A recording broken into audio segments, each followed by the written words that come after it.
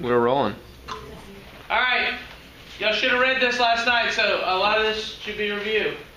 Yesterday we talked about early Earth is the Precambrian. That's most of the history of the Earth. Precambrian.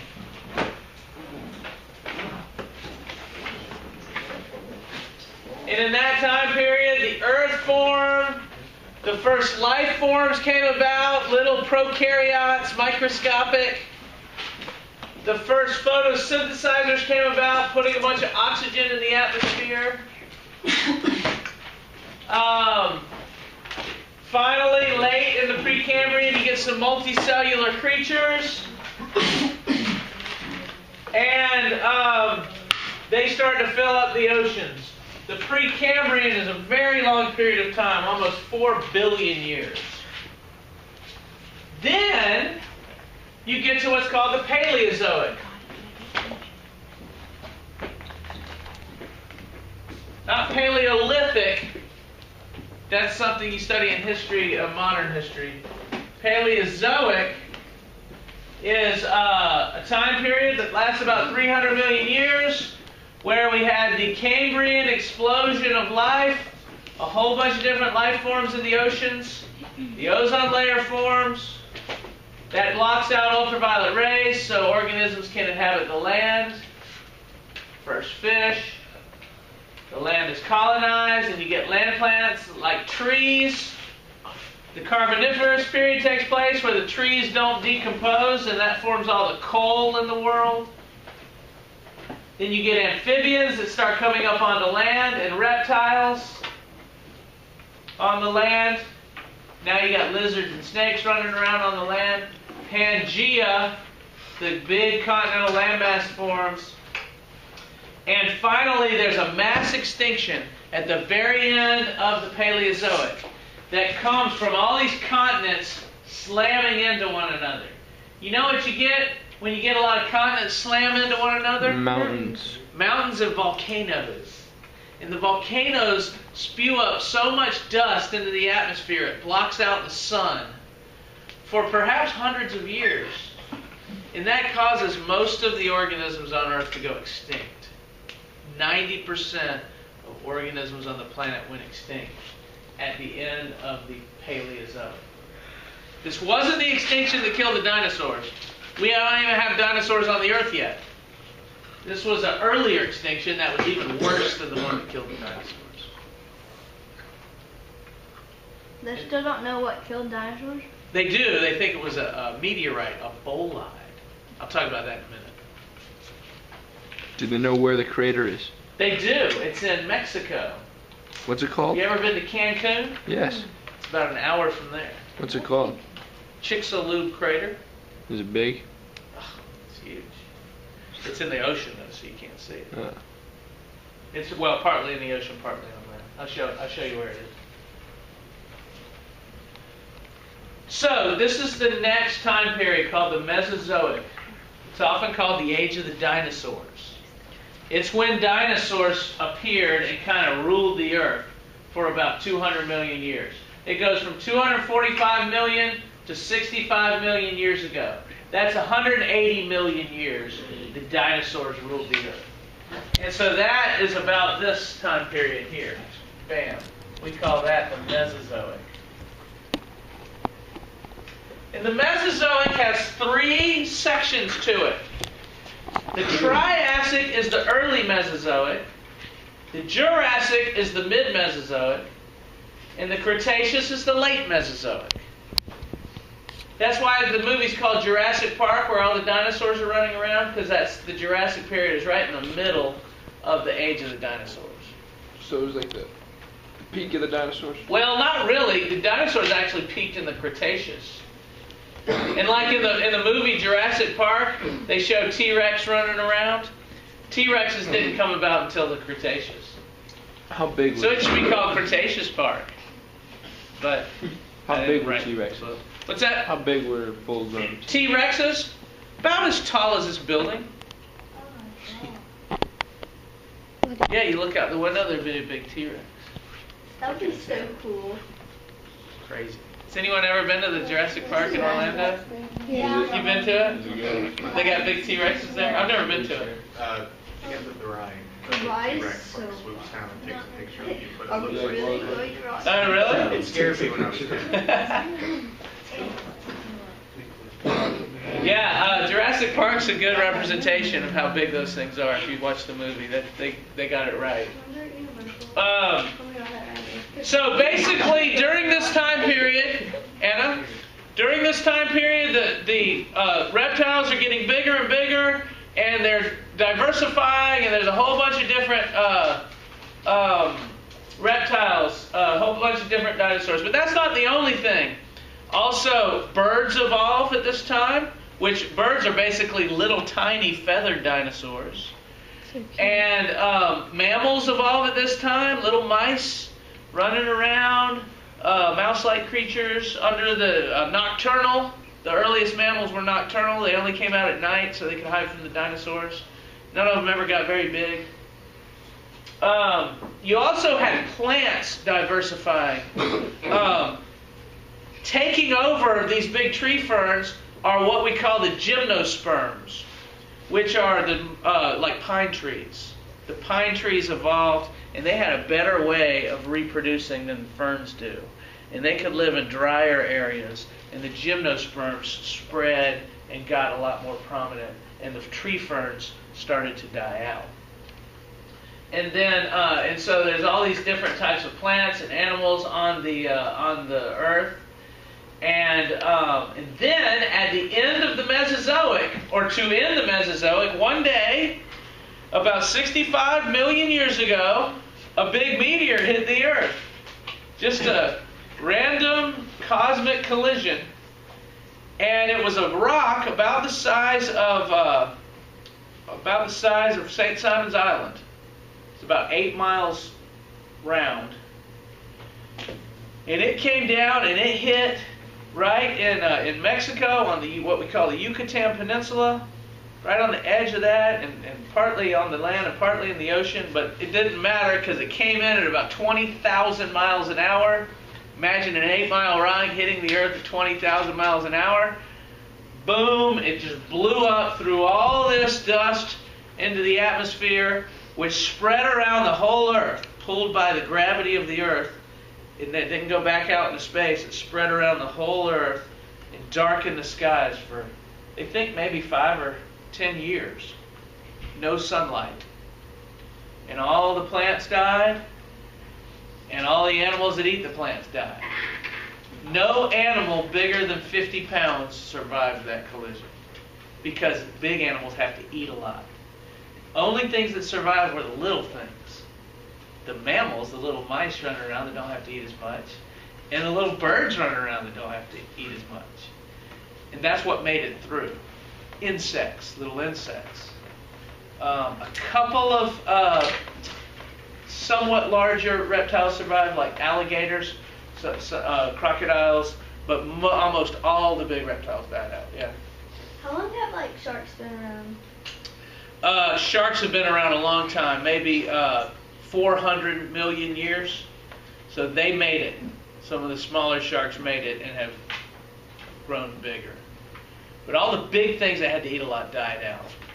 And that's killed about, it wasn't as big as the extinction that ended the Paleozoic, but the Mesozoic extinction, the end of the Paleozoic, the Mesozoic extinction killed about 75% of life on Earth.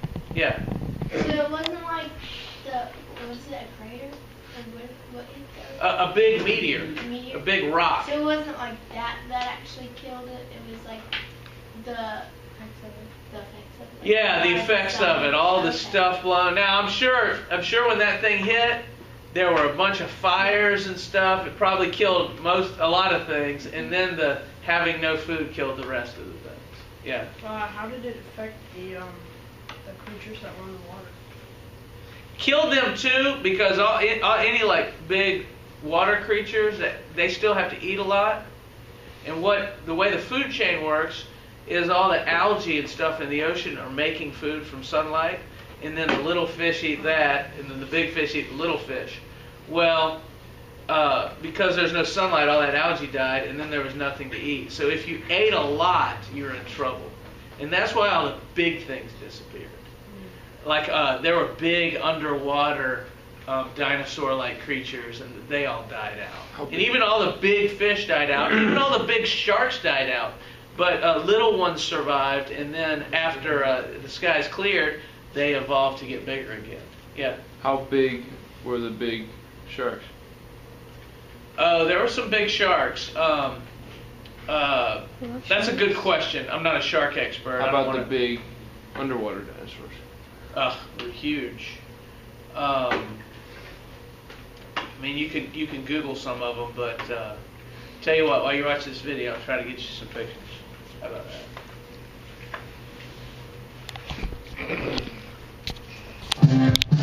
Video of the Mesozoic. Paleontologists, scientists who study the evolution and development of life on Earth, divide all time in 3 basic eras or time spans. These include the Paleozoic, the Mesozoic, and the Cenozoic. This program will deal with the development of life during the Middle Life era, or the Mesozoic. The approximate time span for the Mesozoic is from 65 million years ago to about 245 million years ago. Life on Earth flourished during these nearly 200 million years. And we know this by studying fossil remains of ancient plants and animals which lived on or roamed on the land. Bloody hell. The Mesozoic era is divided into 3 periods. The Triassic, 245 to 208 million years ago. The Jurassic, 208 to 144 million years ago. And the Cretaceous, 144 to 65 million years ago. During the Paleozoic era, which began some 570 million years ago, we saw the development of sea creatures, corals, brachiopods, mollusks, and crinoids. During the Ordovician period, we saw the development of bryozoans and trilobites.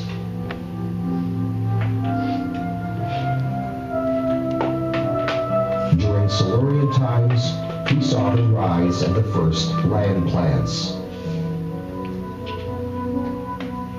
The Devonian period gave us early insects, sharks, and the first amphibians. During the Carboniferous, ferns and reptiles developed, and the great swamps which produced the Coal Age flourished in a tropical environment. And during Permian times, we saw the first appearance of the archosaurs, or ruling reptiles, which were ancestors of the dinosaurs. This gives us a setting for the next era, the Mesozoic. During recent years, geologists have found extraordinary evidence that the major continents of the Earth are in continuous motion. The theory of continental drift and plate tectonics has received great support from world scientists because there is so much evidence to support this idea. At the beginning of the Mesozoic, the land masses were joined together in one great landmass, which has been... It's been what? It's been done. So what they're saying was during the Mesozoic, that's another big thing that happened in the Mesozoic, the continents spread apart. Pangea broke up, and the continents started moving toward their present positions. By the way, here's Plesiosaur was the name of the underwater dinosaurs. Real big, like 50 feet long. These plesiosaurs. Bunch of different kinds of them. That's something alligators. They all died out. Isn't that what the Loch Ness Monster? Did alligators come from I mean, yeah, the Loch Ness Monster's not real, but people who Don't worry. talk about that say it's a plesiosaur. Thanks, Bro. So then, after the Mesozoic, you get the Cenozoic. The Cenozoic era is often called the age of mammals because after the dinosaurs died out, It's true. all these little mice, there was nothing there to eat them. So they could grow larger and they could become diurnal. Diurnal is the opposite of nocturnal. Instead of being awake at night, you're awake in the day where it's easier to see and find food. Can you film? And these mammals got bigger and bigger and bigger and kind of took over the world. And some of them became huge, almost as big as the dinosaurs. You've maybe heard of mammoths and mastodons, giant elephant-like creatures, twice the size of an elephant.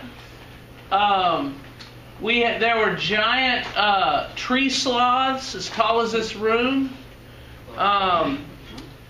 There were big American lions and giant camels. You probably haven't heard about the Mammalian Extinction that happened very late during this Quaternary period. There were two parts of the Cenozoic. There was the Tertiary period and the Quaternary period. And big mammals evolved. Mammals just diversified, and the biggest mammals went extinct at the end of the Quaternary, and just in the last couple 100,000 years. You know why all these big mammals went extinct, we think? Human hunting. As humans spread around the earth, we hunted, killed all the big mammals that were easy to hunt. And only the smaller mammals survived all of the human spread around the world. Ice ages have just started in the last 1.8 million years, and that's one of the things that separates the Quaternary from the Tertiary. In the Quaternary, the world got a little colder, and these ice ages started to happen. Ice ages are cold periods that come around every couple 100,000 years. There's been like 5 or 6 of them in the last 1.8 million years. We're in between ice ages right now. The last ice age ended about 15,000 years ago. When's the next one? The next one would be due in another 100,000 years or so. But we think that's very unlikely to happen the way it's going now, because human activity is driving temperatures up. You've probably heard of global warming, and not down. So we probably won't get another ice age unless something weird happens. But in the Cenozoic era, a big thing happened with plants as well. Flowering plants evolved. And the trees, all the trees in the Mesozoic had like pine cones and just dropped their seeds. But flowering plants evolved fruits. And with fruit, the seeds are eaten by animals and spread from animals moving around. It was a better way to spread the seeds, and the flowering plants became very prolific. And now most plants that you see out there are flowering plants. And they've kind of taken over the world. So the plant kingdom changed as well as the animal kingdom. Want to see video footage of the entire history of the Earth? Yes. Oh no, we can't watch. We don't watch that. You can Hi, watch Paul it. Henderson. This is Disciplinary Core Idea ESS1. See, it's on. That's like a 10-minute video. Anyway, it's in your reading. So take a look at that. Do you want to look at that already as you did your reading? No, you don't do your reading. Unbelievable. Okay, will you stop filming that? You stopped it. And then we'll go to another chapter.